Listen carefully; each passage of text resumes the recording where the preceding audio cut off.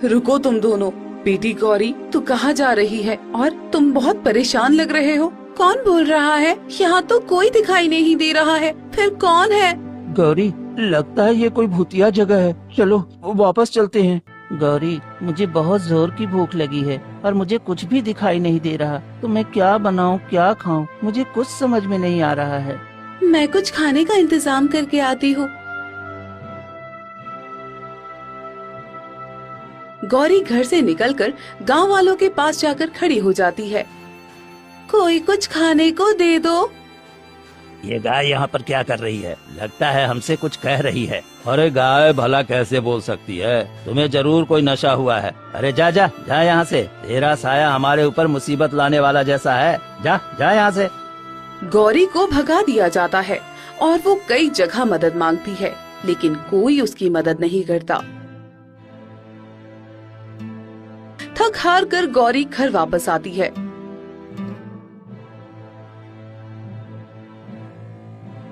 क्या हुआ गौरी, कहीं कुछ खाने का इंतजाम हुआ क्या? मैंने गांव वालों से मदद मांगी, पर कोई मेरी बात नहीं समझता, क्योंकि किसी के दिल में दया और प्रेम है ही नहीं। सब छल कपट से भरे हुए हैं। ये मेरी भाषा सिर्फ तुम और तुम्हारे पिता ही समझते थे और कोई नहीं। दिन बीतते हैं और दोनों की हालत दिन ब दिन खराब होती जाती है।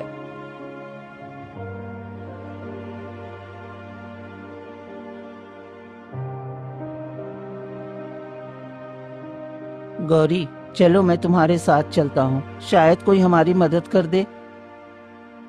दोनों एक गांव वाले के पास जाकर कहते हैं,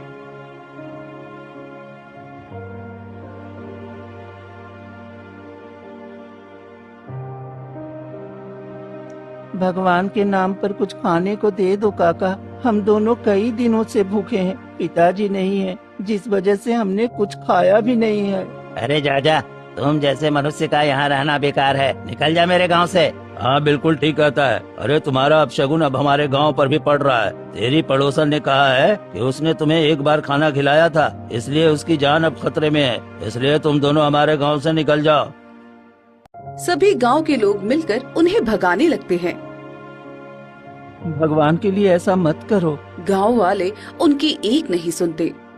गोपाल, चलो, ये लोग हमारी कोई मदद नहीं करेंगे और हमें मार भी सकते हैं। हमें यहाँ नहीं रहना चाहिए। चलो निकलते हैं। गौरी गोपाल को लेकर गांव से निकल जाती है।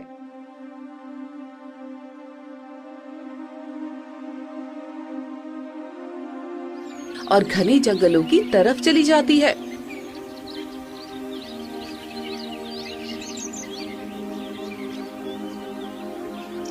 गौरी, हम कहाँ जा रहे हैं? चिंता मत करो गोपाल, अब तो गांव वाले हमें रहने नहीं देंगे, तो कहीं न कहीं रहने का इंतजाम करना होगा। चलो जंगल में ही चलते हैं। वहाँ तो जिनका गांव में ठिकाना नहीं होता, उनको जंगल में जगह मिल ही जाती है। चलो चलते हैं। दोनों आगे जा ही रहे होते हैं कि अचानक किसी के कराहने की आवाज आती है। गौरी, ये कराहने की आवाज किसकी है? लगता है कोई मुसीबत में है, हमें उसकी मदद करनी चाहिए। हाँ हाँ, क्यों नहीं, चलो देखते हैं आखिर कौन मुसीबत में है। दोनों आगे बढ़ते हैं और एक साधु को घायल अवस्था में जमीन पर पड़ा देखते हैं। ये कौन है? ये एक साधु है। इनके पैर से खून निकल रहा है। लगता है उन्हें चोट लगी है। हमें उनकी मदद करनी चाहिए। तुम मेरी मदद कर दो। मेरे पैर से खून निकल रहा है, कब से बंद ही नहीं हो रहा है। तुम दोनों मेरी मदद करो। तुम दोनों मेरी मदद करो। हाँ साधु महाराज, क्यों नहीं, मैं अभी कुछ औषधियाँ लेकर आती हूँ। मुझे पता है, पिताजी ने बताया था कि नीले रंग के फूल का रस लगाने से खून रुक जाता है और जख्म भी जल्दी भर जाता है। ठीक है, मैं अभी लेकर आती हूँ। गौरी जंगल के थोड़े अंदर जाती है।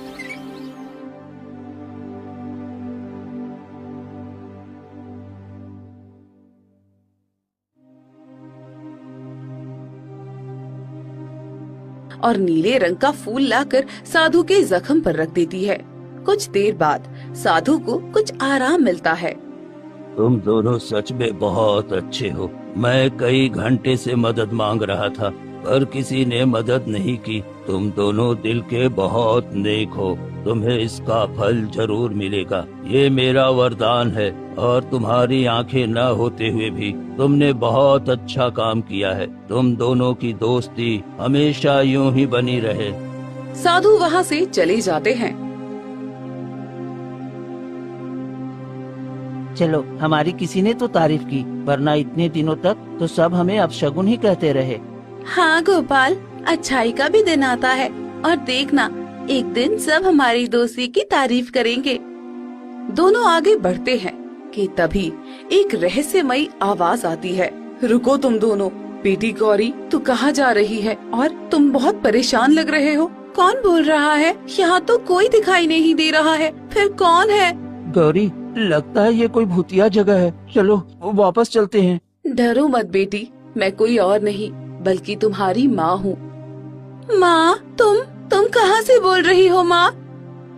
हाँ, यहीं पर मेरी मृत्यु हुई थी और मैं तुम्हें एक वरदान सौंपना चाहती हूँ। कुछ याद आया? हाँ माँ, तुम मुझे छोड़कर क्यों चली गई माँ? मुझे बहुत याद आती हो तुम, और अब सब लोगों ने हमें गांव से बाहर निकाल दिया है। डरो मत बेटी, मैं तुम्हारी तकलीफें देख रही थी, इसलिए मैं यहाँ से न जा सकी। पर मैं जानती थी कि तुम दोनों एक ना एक दिन यहाँ जरूर आओगे, इसलिए मैं तुम्हारी प्रतीक्षा कर रही थी। गोपाल, मैं तुम्हें एक वरदान देना चाहती हूँ। तुम जिसे भी छुओगे वो सोने की चीज बन जाएगी। जिस प्रकार गांव के लोग तुमसे नफरत करते थे, उसी प्रकार अब तुम्हारी इज्जत करेंगे। क्या सच में? हाँ, अब से तुम्हारी जिंदगी की सारी तकलीफें खत्म हो जाएंगी। ये मेरा वरदान है। तुम्हारे पिताजी ने मेरे बच्चे को बचाकर मुझ पर जो एहसान किया है, वो आज मैं एहसान पूरा कर रही हूँ। अब तुम गांव जाओ, सब सही होगा। चलो गोपाल, अब हम गांव में चलते हैं।